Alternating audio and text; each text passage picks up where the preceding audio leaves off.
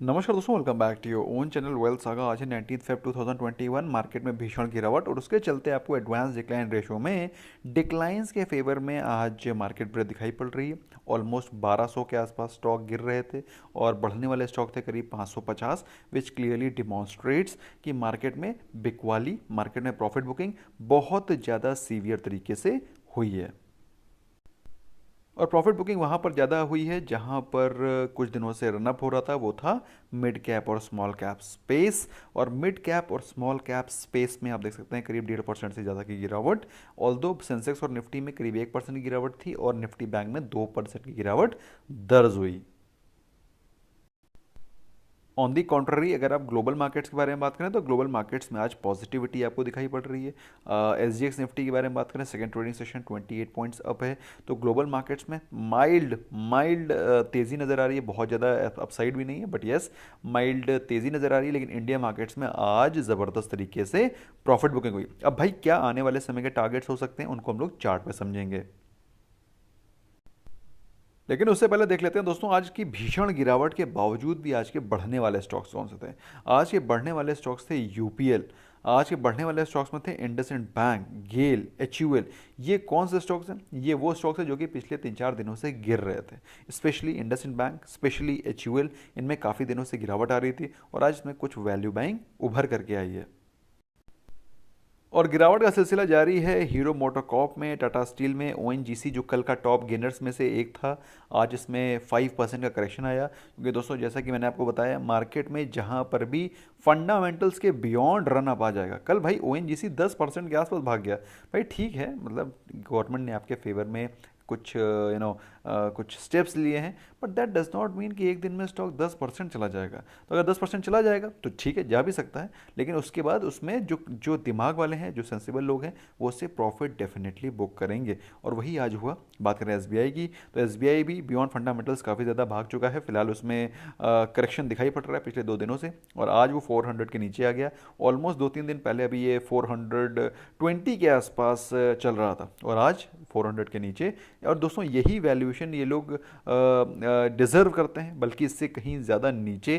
फिलहाल ये फंडामेंटल्स के ज़्यादा बियॉन्ड भाग गए हैं, इस कारण इसमें करेक्शन होना तय है। दोस्तों देखते हैं चार्ट पे क्या चल रहा है। कल के दिन ही मैंने आपको बताया था कि निफ्टी 50 में आपको दो टारगेट्स मिलेंगे। One is 15,000 of course, and one is 14,850। And you will be surprise to know कि आज उसने ऑलमोस्ट 14,850 के लेवल्स को टच किया था। ऑलमोस्ट, अगर इंट्राडे के चार्ट को देखेंगे समझ में आएगा। दोस्तों ये है इंट्राडे का चार्ट। निफ्टी 50 ओपन हुआ ऑलमोस्ट 15,000 के आसपास और उसने 15,000 के लेवल तो अर्ली मॉर्निंग में ही लगा दिए थे, और उसके बाद उसमें वीकनेस रही और उसने आज लगाए एज लो एज 14,900।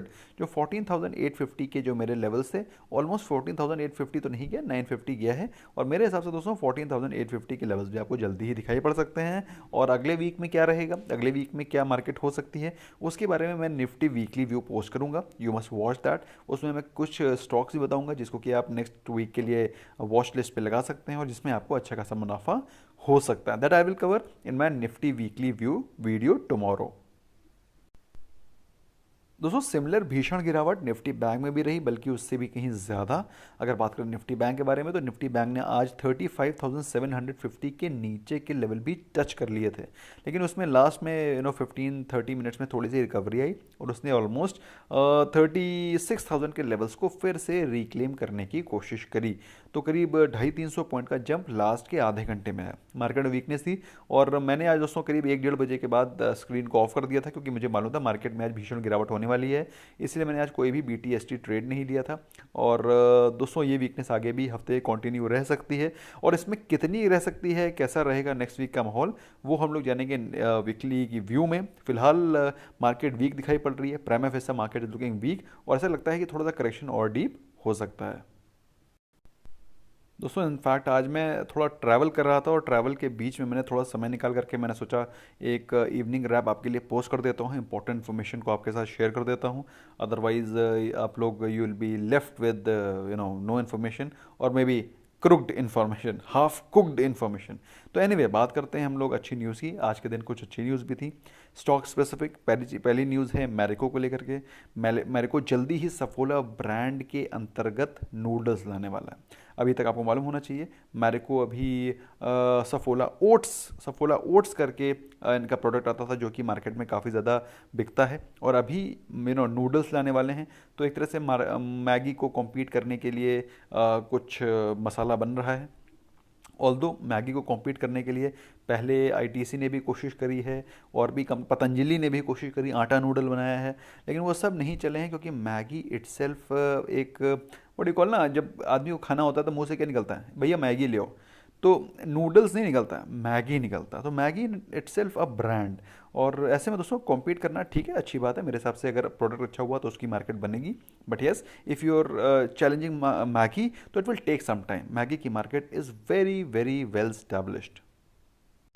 मैगी सिर्फ एक ही बार हिला था, वो एमएसजी को लेकर के, मोनोसोडियम ग्लूटामेट को लेकर के। एनीवे बात करें स्कॉट्स की, तो स्कॉट्स में क्रिसिल ने उनके लॉन्ग टर्म रेटिंग को अपग्रेड किया है, and they have upgraded to AA from AA minus, and presently as per them it is looking stable. और वो उसको बोलने की जरूरत है ही नहीं, स्कॉट बहुत ही शानदार स्टॉक है, शानदार परफॉर्मेंस करता रहा है, आगे आने वाले समय में भी करेगा।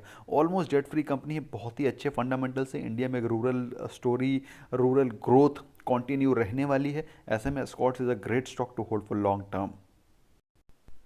दोस्तों वैसे माइनर एडिटिंग में अगर कोई प्रॉब्लम हो गई हो तो आई अपोलोजाइज, क्योंकि मैं ऑन द गो ये वीडियो पोस्ट कर रहा हूँ। एनीवे, मुथूट फाइनेंस में बोर्ड ने बोला है कि 6,000 करोड़ का फंड रेस करेंगे वाई एनसीडीज, जिसके चलते मेरे हिसाब से मुथूट फाइनेंस को एक बहुत बड़ा हेल्प मिलेगा इन देयर एक्सपेंशन प्लान। और वैसे मुथूट फाइनेंस को कोई फंड्स की ज़्यादा रिक्वायरमेंट रहती नहीं है क्योंकि वो गोल्ड लोन इशू करते हैं। बट फंड रहने से जब लिक्विडिटी बढ़ती है तो of course they can expand, they can give the loans, और एग्रेसिव कैंपेन करके वो अपने बिजनेस को स्टैब्लिश कर सकते हैं। मेरे हिसाब से फंड रिक्वायरमेंट हर एक बिजनेस को रहती है फॉर एक्सपेंशन।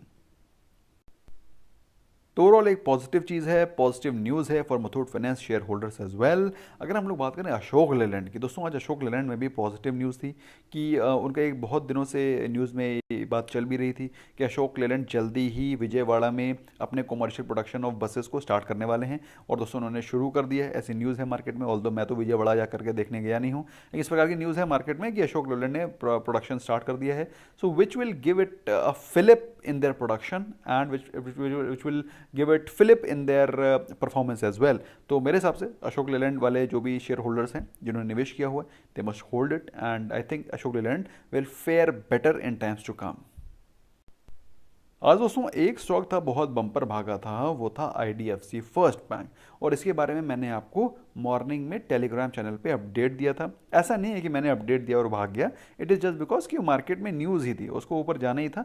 मैंने आपको सिर्फ एक शेयर करी वो न्यूज़ कि इसके चलते आपको पॉजिटिव न्यूज़ के चलते इसमें आपको तेज़ी दिखाई पड़ सकती है, और हो सकता है अगर आपने आईडीएफसी फर्स्ट बैंक को बाय किया होगा सिर्फ उस न्यूज़ को पढ़ के तो आपको करीब 7-8% का प्रॉफिट हुआ होगा। एनीवे, न्यूज़ क्या है? न्यूज़ ये दोस्तों कि आईडीएफसी फर्स्ट बैंक के सीईओ साहब ने बोला है कि उनका जो ग्रोथ है वो 90 डिग्री पे, दैट इज़ नॉर्थ डायरेक्शन पे ही जाने के लिए तैयार है, और उसके लिए उन्होंने कई सारे प्लान्स को अंडर पाइपलाइन किया हुआ है इंक्लूडिंग फंड रेजिंग। और उन्होंने बोला है कि अभी भी वो वेल कैपिटलाइज्ड हैं फॉर ग्रोथ, और उनका मानना ये है कि अगले आने वाले समय में जो नेट एनपीए और ग्रॉस एनपीए है उसमें कमी आएगी, और एक्सपेंशन के चलते वो टीयर 1 और टीयर 2 सिटीज़ 3 सिटीज़ में भी पहुंच करके अपने रूरल प्रेजेंस, अपने जो रिटेल प्रेजेंस है उसको बढ़ाएंगे। और दोस्तों जैसा कि आपको मैंने पहले भी बता रखा है, आपने मेरी अगर फंडामेंटल एनालिसिस की प्लेलिस्ट को नहीं देखा है, must watch that playlist and finish it of in this weekend. तो फंडामेंटल एनालिसिस की प्लेलिस्ट में आपको क्लियर कट मैंने बताया है कि जो भी प्राइवेट सेक्टर बैंक रिटेल में एंटर करेगा और रिटेल में अपने धंधे को बढ़ाएगा, वो ही आगे जाएगा, वो ही ऊपर जाएगा, क्योंकि अल्टीमेटली रिटेल का जो भी धंधा होता है for banking sector, it is very very safe. जितना भी middle class, lower middle class का जो भी बंदा है, जो भी लोन देता है, एक एक पाई चुकाता है। सिर्फ लोन फेल कौन सा होता है? जो बड़े बिजनेसमैन को दिए होते हैं या फिर जो कॉर्पोरेट लोन्स दिए होते हैं, सिर्फ वही फेल होते हैं। तो रिटेल का बिजनेस जितना ज़्यादा स्ट्रांग होगा, उतनी ज़्यादा प्रेजेंस, उतना ज़्यादा उतना ज़्यादा धंधा आएगा उनके पास, एंड ऑफ कोर्स उतना ज़्यादा स्टेबल बिजनेस रहेगा। दोस्तों नॉट सो गुड न्यूज़ के बारे में बात करें, सबसे पहली जो नॉट सो गुड न्यूज़ है जो कि मैं आपको कई दिनों से हाईलाइट कर रहा हूँ, that is with respect to covid cases. और ऐसी न्यूज़ आ रही है कि मुंबई में कई सारे जगहों पर लॉकडाउन को इम्पोज किया गया है। अब दोस्तों वो जो लॉकडाउन जो अप्रैल मई में हो गया, अब वो लॉकडाउन तो मार्च अप्रैल मई वाला दोबारा नहीं होने वाला। So please understand that. लेकिन कहीं पर भी अगर थोड़ा सा भी रिस्ट्रिक्शन होता है तो उससे इन्वेस्टर्स का सेंटिमेंट थोड़ा सा हिलता है। तो that is something which you have to keep at the back of your mind. इसके अलावा दूसरी चीज़ दोस्तों, निफ्टी का जो वैल्यूशन है वो ऑलमोस्ट 41 के आसपास चल रहा है। और हिस्टोरिकली मैंने आपको बताया कि 26 के वैल्यूशन पे 26 is the kind of max which Nifty has been. अब ये 41 चल रहा है जो कि थोड़ा सा फ्रॉडी और महंगा है। तो मार्केट में करेक्शन होना तय है। इसके अलावा दोस्तों जो कैस्केडिंग इफेक्ट आने वाले समय में इन्फ्लेशन पे ला सकता है वो है पेट्रोल और डीजल के बढ़े हुए prices. The petrol and diesel, my god, they are all time high. Petrol is 100 rupees plus. ऐसे में दोस्तों अगर, भाई सिंपल सी चीज़ है, India is not a country like Singapore कि जहाँ एक घंटे में एक कोने से दूसरे कोने पे पहुँच गए। ठीक है, इंडिया में साउथ से लेकर के नॉर्थ तक जाने में अगर रोड से जाते हैं तो 15-15 दिन, और बल्कि जिस हिसाब से आज टोल प्लाजा ये सब टटरम फटरम है तो महीनों लग जाते हैं। तो ऐसे में दोस्तों ये जो कॉस्ट है ना, this cost is going to give cascading effect on the rising inflation, और इससे महंगाई बढ़ेगी और उसके कुछ निगेटिव इम्पैक्ट पड़ेंगे। अभी नहीं, हो सकता है 6 महीने, 8 महीने, 10 महीने, साल भर, लेकिन फ़र्क पड़ेगा और उसको ही फैक्टर इन करने की मार्केट कोशिश करेगी, जिसकी वजह से गिरावट आ सकती है। कितनी गिरावट हो सकती है उसको हम लोग वीकली व्यू में समझेंगे। और बाकी दोस्तों इंपॉर्टेंट लिंक्स मैंने डिस्क्रिप्शन में डाल रखे हैं, you must watch that. I am sure आपने आज की गिरावट में कुछ ना कुछ क्वांटिटी WSG स्टेरस IP की ली होगी। नहीं लिए तो इस गिरावट में ही लेना दोस्तों, यही मौके हैं। आपको लग रहा है अगर मार्केट में बहुत भयंकर क्रैश हो जाएगा, 50% मार्केट क्रैश हो जाएगी, आई डोंट थिंक सो। तो इसी प्रकार के छोटे छोटे जो क्रैशेस होते हैं, इन डिप्स का फायदा उठाना है और अच्छे स्टॉक्स को एक्यूमुलेट करना है। Bye bye for now.